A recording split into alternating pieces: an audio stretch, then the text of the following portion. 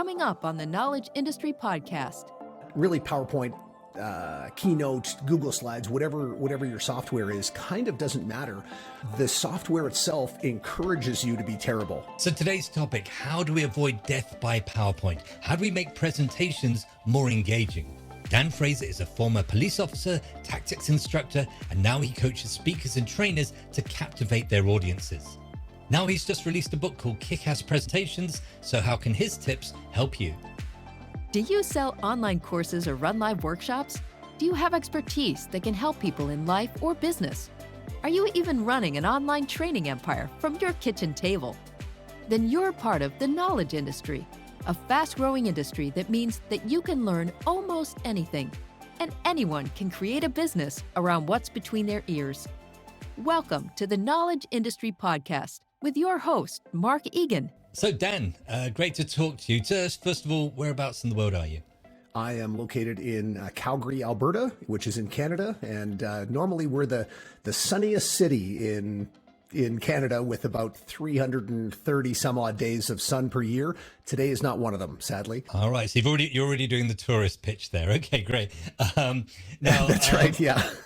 Just before we started recording, I mentioned that I've been traveling. I've just been in Finland and Switzerland, and quite luckily, I got my hands on your new book, which was a great read. And obviously, we'll talk about some of the details in there. But, you know, if somebody were to meet you today and you're talking about, you know, presentation skills and how to connect with an audience, that's not really where you started this journey. So how did you get into this field in the first place? Yeah, I think I came here through a different method than most, I would say. So I'm retired as a police officer. And when I joined the Calgary Police Service, I was just out of the military and very young, and I joined to be a police officer. And then eventually I found myself wanting to be an instructor, and eventually I became a full-time tactics instructor in our academy. So teaching new officers and experienced officers in all the physical skills of policing, of how to put your hands on people and all of the handcuffing. It is early for me here, Mark. And, taser, but also how to speak to people. And so there was a lot of classroom type of stuff, and I really enjoyed that.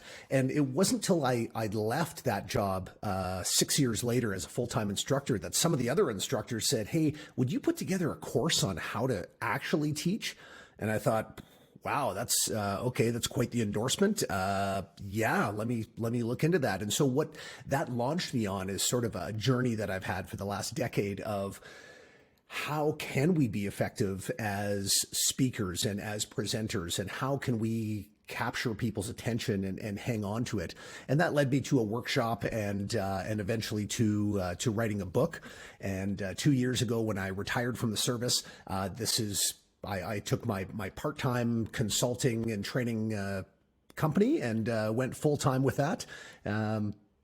So I didn't come to it through the normal way. But what I find is that there's so many people out there who join a profession, whatever it is. They might be an engineer and they have no intentions of ever being an instructor or even presenting. But at some point, if you're a professional, somebody's going to say to you, "Hey, Mark, do you mind speaking to the new people who are coming in? Or do you mind giving this presentation at a conference or something?" And for those people, where do you even start? So that's really what I'm looking to do here. I think it was Roy Vaden who said that we are most powerfully positioned to help the person that we once were. So I sort of built the workshop and wrote the book that I wish I had when I was an instructor. And I know on paper, you went from, actually being in the field to teaching other people. But actually, I used to work as a journalist and go out with police patrols and all that kind of thing. And one thing that always struck me is that so much of the job is actually communication. It's like calming people down, knowing when to be assertive. It isn't all cops and robbers and running around with guns. It's a lot of those communication skills you were probably sort of fine tuning without even maybe thinking about it whilst you were serving. Yeah, absolutely. It's it's something kind of like presenting. You will get better just by doing it, but you'll get much better, much faster if you're doing it with some proper coaching and some training and actually really looking at what you're doing.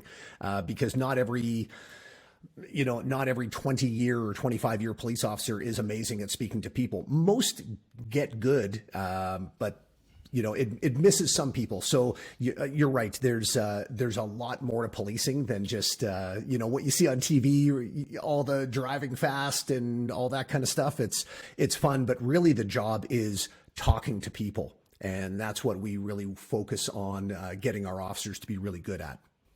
Now, when you came into the kind of teaching and presentation space, now, again, coming back to your book, I've been teaching and running workshops for years. But, reading some of the things, like when you're talking about some of the do's and don'ts, even with things like slides, there's a few moments that are like, oh, yeah, that's a good point, actually. So what were the things when you were looking at other people and the way they were teaching and presenting that you looked at and you thought, ooh, yeah, okay, these are the common things that people are getting wrong?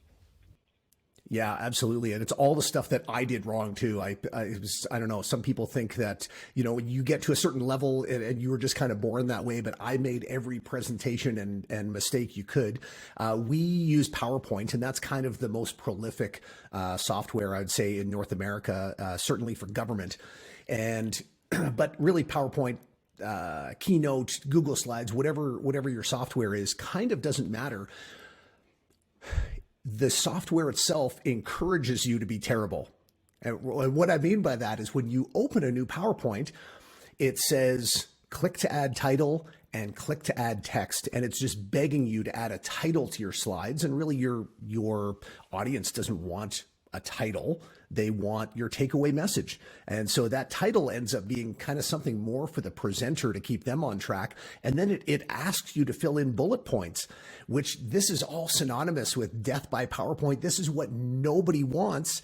And yet the software itself is just begging you to do that. And so it's no wonder that people putting together a presentation, they get their materials together. Often their materials are from a policy manual or some other document, and it just turns into this, let's just take it off of the document and put it onto a slide. We'll put it up on the wall, and then inevitably they end up reading off of it. And this is why so many people hate PowerPoint, just because it's been used in that way. And so I still find that. I was working with a client just last week, and he sent me a PowerPoint and I had a look at it, and I was magically transported back to 1998. Like it was the same background. It was literally just paragraphs of text. And so that's one of the danger signs, I'd say. If you're looking at one of your slides and you're seeing a sentence, let alone a paragraph, but even a sentence, have a look at that and go, what's my takeaway message here? And how can I communicate that with maybe having just a picture up there and a couple of words that is going to be glanceable to the audience, that, it's okay for that PowerPoint deck to keep you on track a little bit as a presenter, but really it's not for you, it's for the audience. So they should be able to look up to get what you're talking about very quickly, almost like when you're driving down the highway and you're looking for the overhead road signs. You're going to glance up, you're going to get the info that you need, and then you can get your eyes back on the road, which is the actual presenter, the person speaking. And I think that's another thing that people forget about is the presentation isn't what's on your slides. You are the presentation. And we need to bring that level of expertise and knowledge instead of just standing up there and relying on our PowerPoint deck. I think that should be their new slogan for PowerPoint. It encourages you to be terrible. I love that. I mean, you mentioned about, the focus shouldn't be on the slides. And one thing you wrote about in the book was, maybe not having your slides so bright.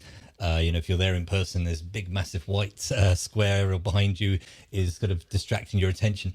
Because you've kind of looked into the science and the psychology of this, haven't you, when it comes to, how things look, body language. So tell us a little bit about some of the things that you found out that might help people maybe present more in a more convincing way going forwards.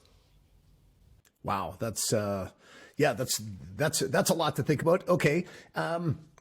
Yeah, I do talk about, like, I'm not a fan of having a white background on most slides if you can avoid it, because it does sort of compete with you. Sometimes if you're presenting in a darker room, and especially if the screen itself is coming off of a TV or a monitor and it's backlit, it can be very, very bright. And really, again, that's competing with you as the presenter, and you want the attention on you. As far as body language goes, it's one of those things that it's almost like eye contact, where it's an afterthought when people are preparing their presentation. Often they're going through their slide deck and they're making sure that they know what's coming up on the slides, and what they are actually doing at the front of the room is almost an afterthought. And they're not thinking about, what am I doing with my hands, and who am I looking at, and these kind of things, because it all becomes overwhelming. So once we sort of get people's presentation dialed in and they've mastered their content, so they know exactly what they're going to say, they know what slide is coming up, they know what they're going to say for that, they can handle any questions that are going to come from their presentation stuff. That's when we can really move into, okay, what are we doing with our hands? Because hands are very, very important. And if anybody's watching this on YouTube, one of the things I really try to do when I'm speaking in a Zoom meeting or that kind of training is have my hands visible, just because people love seeing hands. And I always joke, I've got a colleague who would just stand with their arms plastered to their side, like they're standing at attention and not moving their hands.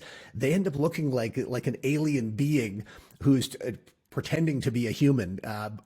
People love seeing our hands, and if you can use those to highlight what you're saying and to reinforce what you're saying, even if it's just to pretend that you've got a pen in your hand or one of those little chopstick things like a music conductor, and just follow along with the beat of what you're saying, that's going to be more engaging than just sort of doing nothing with your hands. The other thing, because I mentioned it, is eye contact, which I think is almost cliche. I know that when I was starting out as a presenter, I was told, well, if you're too nervous to look at people, then look between people or pick a spot on the back wall and stare at that. And the problem with it is that there really is no audience that you're speaking to. There's a whole bunch of individuals, and what people are looking for is that individual connection with us.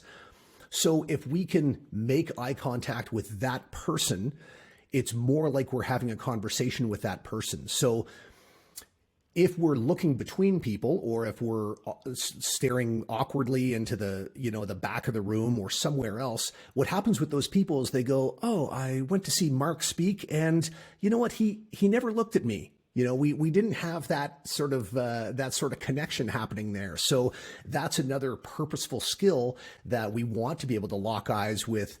I really look to do that with everybody that I present to, especially if it's in a classroom type setting and you've only got 20 or 30 people in there. A little different if you're speaking to 1,000 people at a convention or something like that, but you can still look at individuals and have a conversation with them and give them that little hit of dopamine from that human connection. I'm glad you flagged up some of the bad advice there is, because like the hands one, I've worked with people and executives and people who need to present on camera, and often they're told, we had a very expensive agency or trainer or consultant come in, and they said, when you're on camera, keep your hands together. And it seems to be a widespread bit of advice that goes around. But then, of course, you look, like you say, like some kind of Victorian photograph with your shoulders really tight. It's amazing how much bad advice goes around. Now, I mean, one of the things you do is consultancy. So like you mentioned, you have clients who work with you to try and improve their presentations. What's the one thing that people sometimes are resistant to, where you give them a bit of advice and you say, look, trust me in this one, this will make your presentation better? People are like, oh, are you sure about that? Is there anything that people are more resistant to? You know what? I'm not sure if there's something that people are resistant to. I think sometimes it can kind of feel like drinking from a fire hose, like this is all too much. And that's where I'd prefer to sort of break things down into these sort of bite-sized chunks where, okay, let's have a look at the presentation and let's almost do that separate from how you're going to practice and rehearse it, etc. I don't know that there's a lot of pushback. One of the things that I do, however, is some stand-up comedy, and so I've kind of woven that into my teaching of presentations and how to be engaging. And that, I would say, is one of the things that some people are very hesitant on, where they go, you know what, I'm not funny. I don't think I can pull off this kind of trying to be a little bit funny. But when they see the benefits of it, and they see that if they, as an audience member, want that, then they should be providing that as the presenter. Then they kind of latch onto it and go, okay, maybe this is worth putting in the effort to, just making my presentation 1% more engaging. Because the analogy I like to use is that if you showed up to a conference or a training session, you've got two identical sessions. It's going to be the same presenter, the same material. All the information's the same, but in one of those, during that hour, you're going to laugh one time, and in the other, you're not. Which one are you going to choose? You're going to choose the one where you laugh or even smile. So if we know that we want that for ourselves as an audience, then that should be something that we're really looking to sort of bake into our product here, so that we're giving people that same experience that they want. And I know, obviously, you go into a lot of detail on some of these specifics in the book. But just on that comedy point, because it's a legitimate question where people say, I'm not sure if I've kind of got the delivery, or, people say I'm not that funny. I mean, how do you appropriately add humor? Is it something that you script in, or is it, what's your approach to adding humor to something which maybe have a really serious point at the end of the presentation, but how would you slip humor into it? Yeah, I like that you mentioned that sometimes there's a very serious point, and that's one of the places that I find where people go, there's no room for humor here. This is a very serious topic.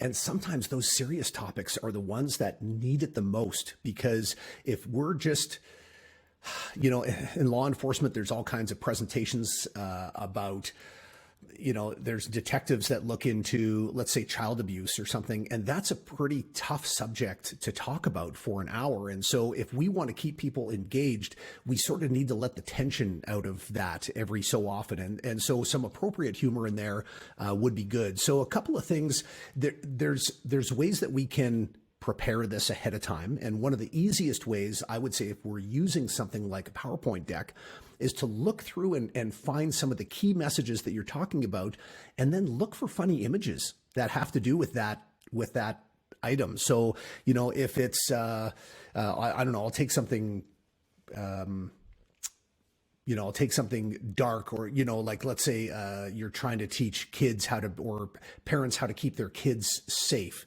Well, if we're looking at safety, then you could just do a Google search for funny safety signs, spotting the danger signs. And then this starts to take us down this path of, okay, well, what are some words that are adjacent to that? So safety, danger, spotting the danger, and just kind of having some good, looking for some funnier images with that. And what's going to happen is there's going to be some obvious sort of joke stuff that comes up. Like somebody has made a sign that says, beware of this, our dog has a gun, or our guard dog has a gun, something like that. That is better than having nothing. But what I encourage people to do is go a little bit farther than that, and keep looking for something that is a little bit off to the side of what we're actually talking about. And especially if we can get a funny image that doesn't have any words, so not like a New Yorker style comic where they need to read a sentence or what somebody is saying, but something that people can get right away and elicits that emotional response, and have that as sort of the punchline to your joke. So one of the examples I use in the book is there's a picture of these guys they're in their backyard in a pool. They've got a little table in the middle of the pool with some type of electric grill, and they've got a stereo there, and they have an extension cord running to it, and the extension cord doesn't reach, so they've got a power bar halfway through the water, and it's floating on a sandal, like barely. I don't know if the image is set up to do that. I don't know if anybody could be that stupid, but immediately people laugh because they go, "Oh, these guys are so dumb," and they are not seeing the danger signs. And there's a number of those kind of images out there. So if we can use that image, for example, as our punchline, so you need to know that it's coming up next, and you need to be able to set it up by saying, guys, we need to be better at spotting the danger signs. And then we use our presentation remote to advance to that next slide. And you don't need to say anything. That slide, that image now is the punchline. Everybody gets it right away because they don't have to read anything. And it's, again, a good little way to add a smile. You don't need to have people rolling on the floor. That's probably not going to happen. But even if they kind of smile or chuckle, that's a win. And again, even if we have one of those in an hour-long presentation, in my opinion, that's better than having nothing at all. The other way is to kind of be a little bit more spontaneous, and this takes practice. But if there's people who are giving a lot of presentations, you've got a lot of time to sort of practice this stuff and work it out. And when I'm running smaller workshops, what I like to do is to learn everybody's name and have them tell me something interesting about themselves at the start, maybe as an icebreaker or that kind of thing. And then if I'm meeting you, Mark, and you told me that you just went to Finland, well, I'm going to do my best to remember that. And then if there's an opportunity later in the presentation, I'm going to work in that little bit. And so if people are if their minds are drifting in and out of, I don't know if I want to pay attention to this or not, or this is kind of boring, maybe I should check Facebook on my phone under the desk.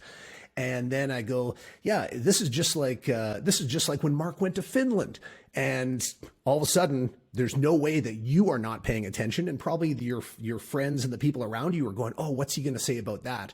And those little callbacks really, I find, keep people engaged. I was delivering a series of presentations to a company, and I had made a callback joke. It was somebody had a certain type of car, and I was kind of making fun of this car. And 3 weeks later, I'm back at the same company, and I made a comment about this car, and we hadn't talked about it again that day. And there was somebody in the audience that went, "Whoa, that was from 3 weeks ago." Like they couldn't believe that I remembered that. And I'm now kind of weaving that into what we're talking about. So just getting to know your audience is super valuable. And again, all this stuff takes, those kind of things take a little bit of practice. But if you give more than a few presentations a year, that you have opportunity to practice that stuff. Yeah, because at the end of the day, it's all about connection, isn't it? And I mean, you talked about delivering in person, but obviously you also deliver virtually, on Zoom or unfortunately sometimes on Teams. Sorry, I'm very anti-Teams. But obviously, I mean, for instance, some of the, tips you're talking about, getting there early and speaking to get a sense of the audience, that kind of thing. When you're on something like Zoom, sometimes you pop up and there's a bunch of faces, or worse, it's a Zoom webinar and there are no faces. Yes. How do you adjust because I mean, a lot of what you talk about is making your message really compelling, engaging, keeping people interested and building that connection. How do you translate that to something like Zoom? For me, again, it's doing a little bit of homework ahead of time. And yes, there's nobody in front of you when you're speaking in a physical sense. But if you have the opportunity to talk to people who are going to be attending that meeting, we may not be able to refer to them in person because, one of the last presentations I gave, it was for a province-wide government agency, and they have people all over the place, and all these people don't know each other. So it's really hard for me to say, well, as Mark would say, that's not going to land. However, learning a little bit about them and about what their industry is about, and talking to some people ahead of time about, hey, what are your concerns with this? What do you think people would benefit from? And talking to a few people like that, that's stuff that's really valuable information that I'm able to weave in because I'm speaking to an industry that I don't know a lot about. And so I got to do my homework ahead of time so that I don't feel like, sort of the canned presenter who it's like, I'm not sure who my audience is. I just give the same presentation. The other thing I do is I'll change up my slide deck. And so rather than having, so for one, I gave to do with paramedics. Well, I changed some of my slides so that the people in it, they're not in business attire. They're paramedics and they're working they're working their job. And so it just kind of, it shows that I'm not using just a canned presentation, that I am really angling this towards their industry and really working to be specific towards them. I think that really increases engagement for sure. I'm interested in the process also of writing the book because obviously you do consultancy, you do presentations. What made you want to actually put it down into a book? And also, what was that process like? Because a lot of people think, you know what, I must get around at some point to writing that book. How long did it take you? How did you go about it? Wow. Yeah. It probably took me 5 years. And when I tell people that, they go, oh my God, 5 years. I didn't sit down at my desk for 8 hours a day for 5 years. It wasn't like that at all. That was kind of more from the conception of it. I had a workshop already. So I had a bit of a framework, and a friend of mine who's an author was sort of encouraging me to, you got to put this into a book. And I thought, okay. And so eventually I started writing, and I would write, for I'd be leaning into it, and then I'd take my foot off the gas for months and months at a time. And it's always lingering, and you start to tell people that you're writing a book, and everybody's asking, hey, how's the book coming? And I'm going, oh, I'm nowhere near there. So finally, when COVID hit, and I found myself without a regular day job, I thought, okay, this is it. I need to really, put my foot down and go for it. And eventually I had to set myself a deadline, and then I've got a Word document, because really that's all you're doing is it sounds fancy, like you're off in a cabin in the woods and it's very romantic that you're writing a book, but really it's an hour here and an hour there and making notes on your phone when you think of something good. And you end up with a Word document. And from there, I didn't know where to go. So I looked into publishing, and I decided to go with a company that helps nonfiction authors get their books published. And that's a company called Book Launchers, and they're based in the United States. And what they do is, and I'm so thankful for them, because they plugged me into their pipeline. And so at this point, I've got what they call I didn't even know it's called a manuscript, but I've got my manuscript, and they send it off to a content editor and there's, again, all this editing. I can talk about it now and probably sound smart, but I had no idea what a content editor is. And so, they're looking at the structure of your book, and is it interesting? And do you have enough stories? And do the chapters make sense and stuff? And that was a number of months, because when I sat down with them, I thought, 6 months, I should have a book. And they chuckled and they said, no, it'll be a year. And I thought, how many steps could there be? Well, turns out I had no idea that if you want to do it properly, it really does take time. And so they were able to sort of shepherd me through all of their various edits, and then starting to weave in marketing. We start to look at choosing cover art, and start to look at, well, we need to, what goes in your subtitles, very important, because if people are searching for your book on Amazon, and what goes on the back of your book, and all of these different things that I had no idea about at all. And I'm really glad that I had somebody helping me. I have a friend of mine who published a really great book. She did the same thing as me, but she piecemealed everything out herself. So she was kind of her own project manager, and probably it was a little bit cheaper, but I can't imagine the extra hours that went into it. So the book, really, my hope for the book is that it's standalone. I want it to be something that somebody can actually use, and I'm getting tons of great feedback on that, because I'm so fed up with books, and it's not just in the presenting space, but it's all over, where they tell you what to do, but they don't tell you how to do it. So they go, you know what you got to do, Mark? You got to be dynamic. you got to engage your audience. You really got to get to know them and inspire them. And people go, wow, this is great stuff. Well, you read my manuscript then, have you? well, there's so much out there, and I'll catch myself doing that on occasion. But I really wanted a book where it's like, no, if I'm advocating something, I want to at least have examples of how you can do it. If I'm not walking people through the process of how to do it. So, no, I mean, just to jump in there, just because what I really liked about the book was I've read lots of books on this topic or similar, and you're right. Either they're kind of just business cards in disguise, and there's no actual real content. It's just talking about how important it is to have a great presentation, or you get ones which are almost very sort of technical, and then you get some which are kind of big picture. What I liked about what you've done is, you need a few components working together for it to work. The way you do your slides, the way you structure your presentation, your body language, the adding humor, all these kind of things. And if you put all of those together, you get the result. Whereas quite a lot of the books I've read have just focused on almost like one part of the jigsaw.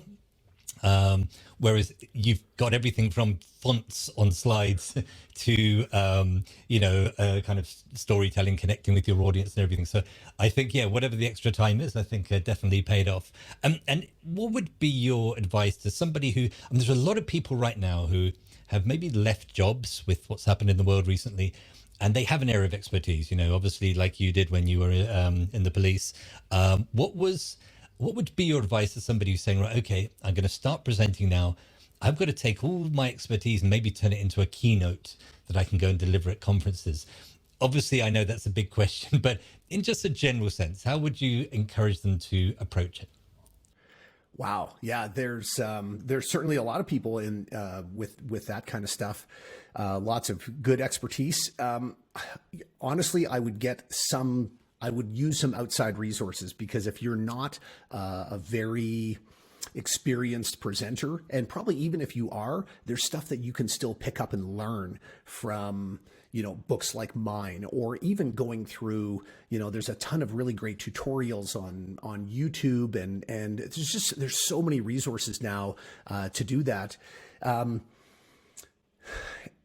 One of the pieces of advice I'd have is that your presentation is always sort of in a beta form, where it should be, you're never going to have a clean finished product that this is it, I'll never touch this slide deck again, it's perfect. You're always going to be working on it and always seeking feedback. Find people who are good presenters, find people who maybe are outside your industry, who don't know anything about this, and present to them and have them give you feedback. And it's got to be people who are actually going to give you feedback, because if you use your friends and family, everybody's going to go, Mark, it was great, you did a wonderful job. Well, okay, I'm glad you thought it was great, but that's not going to help you to get better. So you really need to sort of expose your material and your soul to people to go, do I have something here? Is this really worthwhile? Because sometimes we don't know what we have until we show other people. And really it's not about us. It's about our audience, so people put together presentations and they put it together for themselves, and it's not about you. And so when we look at jargon, and there's certain things in industries that we're just blind to. We've done it so often that we don't even realize that we're using an acronym. And sometimes it takes somebody who's outside your industry or not as familiar to really critically look at your stuff and go, you know what, when you said that you were going to submit your document to KDP, what is that? And you go, oh my God, I didn't even realize that I said it. And so just really feedback, I think, is one of the biggest things that people need to seek. And it's tough. Like, it's really tough to hear that your stuff's not good, but that's how you get better. And just final question. Just reading the book, it senses that there's almost like a hard way I can't really describe it, but almost like a kind of more of a mission to what you're doing, more of a an underlying ethos rather than, hey, here's a few presentation tips. Is that true? And if so, what would be your underlying kind of ethos or mission when it comes to presentation? Yeah, I really want to end death by PowerPoint and these terrible presentations. And every time I think, you know what, I know this stuff. And so if I know it, everybody else must know it. And then you go to the world and you just see terrible presentation after terrible presentation. And the people delivering them aren't terrible. They just don't know what they don't know. And so that's really my mission, is to help presenters feel their best when they're presenting, so that they can be super happy and confident in what they're doing. They can get that same feeling that I get when I am, in the middle of a presentation that I really enjoy giving, or afterwards, and to give the audience a better experience, and therefore more tools, so that they can then go out and change their own behavior and be more effective in their own lives. And it's just something that sort of continues that way. So that would be my mission, is just to help everybody to just level up wherever you're at with presentations. Let's look to get you to the next level. And then once you're there, well, let's look to get you to the next level. Great. Well, I can say congratulations on the book, Kick-Ass Presentations. I can't really say that in an English accent. If somebody wants to find out more, work with you, learn more about you and what you've been writing about, where should they go? Yeah, absolutely. They can go to my website, which is FraserTrainingsolutions.com. You can also follow me on Instagram at kickass_presentations. And of course, my book's available everywhere. Well, everywhere in North America, I would say. If you're in the UK, on Amazon for sure. Anywhere books are sold. Definitely worth a read. And like I said, I've been doing this for a long time, and there were plenty of things in there that made me think or made me question what I was doing. So again, best of luck with the book, and really appreciate you sharing your ideas with us. Awesome, Mark. Thanks for having me on. I appreciate it. If you enjoyed this podcast, don't forget to subscribe and leave a comment. Remember, if you want to learn more about turning your knowledge and expertise into a business, head over to markeganvideo.com. For show notes and for more podcast episodes, head to markeganvideo.com/podcast.